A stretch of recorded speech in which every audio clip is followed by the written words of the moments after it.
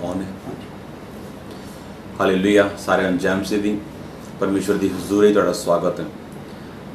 ਅੱਜ ਆਪਾਂ ਇੱਕ ਖਾਸ ਪਰਮੇਸ਼ਵਰ ਦੇ ਵਚਨ ਨੂੰ ਸੁਣਾਂਗੇ। ਮੇਰਾ ਵਿਸ਼ਵਾਸ ਹੈ ਕਿ ਪਰਮੇਸ਼ਵਰ ਦਾ ਆਤਮਾ ਤੁਹਾਨੂੰ ਟੱਚ ਕਰੇਗਾ ਇਸੇ ਵੇਲੇ और ਤੁਸੀਂ ਪਰਮੇਸ਼ਵਰ ਦੇ ਵਚਨਾਂ ਦੇ ਨਾਲ ਆਸ਼ੀਸ਼ਿਤ ਹੋਵੋਗੇ।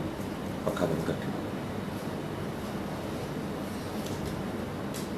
आज हम हिंदी में वचन सुनेंगे ताकि जो दूसरे लोग हैं वो भी हमें सुन सके साथ साथ और इस टीचिंग को वो साथ ले सकें।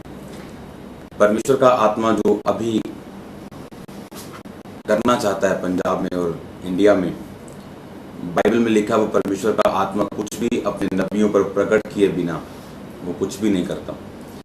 इसलिए आज का वचन अगर आप ध्यान से सुनेंगे, पौलुस ने, अगर आप ध्यान से बाइबल पढ़ो तो बाइबल कहती पौलुस ने अलग अलग पत्रियों को अपने अलग अलग टाइम के ऊपर कलीसियाओं को लिखा।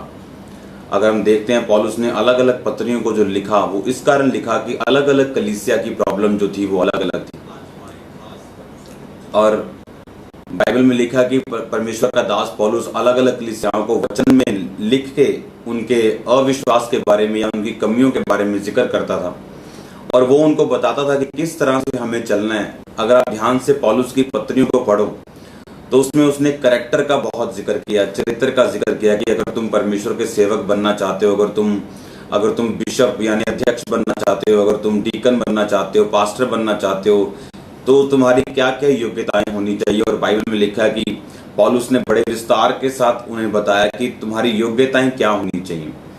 अगर आप पौलुस ने एक वर्ड का बाइबल में यूज किया जो ये है, उसने कहा मैं जच्चा की सी पीड़ाएं सहता हूं ताकि जब तक तुम में मसीह का रूप ना बन जाए मैं तुम्हारे लिए जच्चा की पीड़ाएं, यानी जिस तरह गर्भवती औरत को पीड़ाएं उठती जब एक औरत प्रेग्नेंट होती तो आप उसको देखते हो कि उसका नेचर चेंज होता है, उसकी बॉडी में बदलाव आते हैं, वो कभी कभी फ्रस्ट्रेट भी होती, कभी कभी उसका मूड चेंज होता है बार बार, और उसका पेट बढ़ता है, उसका वेट बढ़ता है, उसके घुटनों पे भार पड़ता है, उसको कई तरह की प्रॉब्लम्स आती भी हैं और कईयों को नहीं भी आती, लेकिन उसकी लाइफ जो है वो टोटल चेंज होना शुरू हो जाती है। और जब बेबी होना होता है, जब डिलीवरी का टाइम आता है तो हम सब जानते हैं कि किस तरह से वो जो माँ है किस तरह से एक इमोशनल और फिजिकल पेन से गुजरती है। आज का जो वचन है वो सेवक लोगों के लिए है कि उसी तरह से जब परमेश्वर हमारे द्वारा आत्मिक बच्चों को, आत्मिक बेटों और बेटियों को पैदा करता है, वो सेम दर्द जो है वो आपको और पास्टर्स लोगों को और हमको महसूस होती है। और पास्टर्स लोग जो हैं, आज का जो वचन का विषय ये है, सबसे पहले मैं आपको ये बात बताना चाहता हूं कि 20 जून आपने इसको नोट करना है। 20 जून बुधवार को शाम को 5 से लेके रात के 11 बजे तक और 21 जून वीरवार को 5 से 11।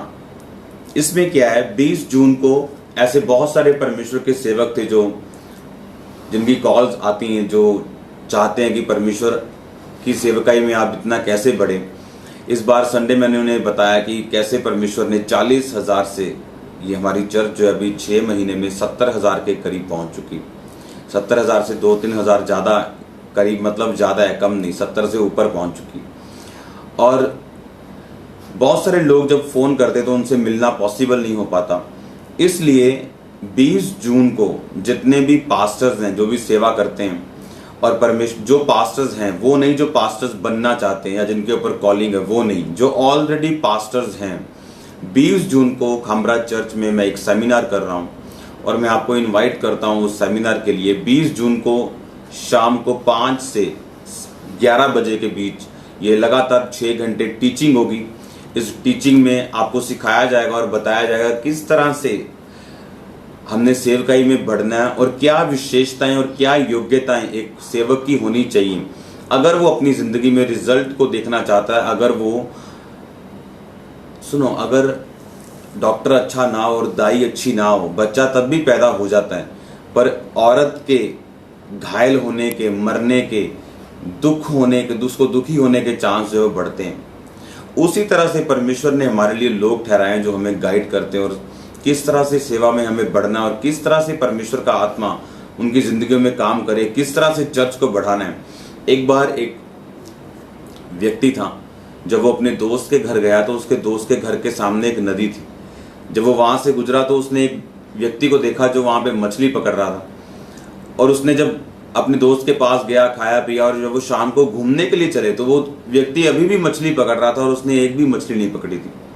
उसने अपने दोस्त से पूछा कि अगर यहाँ मछलियां नहीं है तो ये बंदा क्यों सुबह का मेहनत कर रहा है। तो उसके दोस्त ने बोला कि इस बंदे को ये नहीं मालूम कि यहाँ की जो मछली है वो खास किस्म की मछली है, और ये सिर्फ मक्की का दाना चारे के रूप में पसंद करती है और कोई चारा इतना पसंद नहीं करती।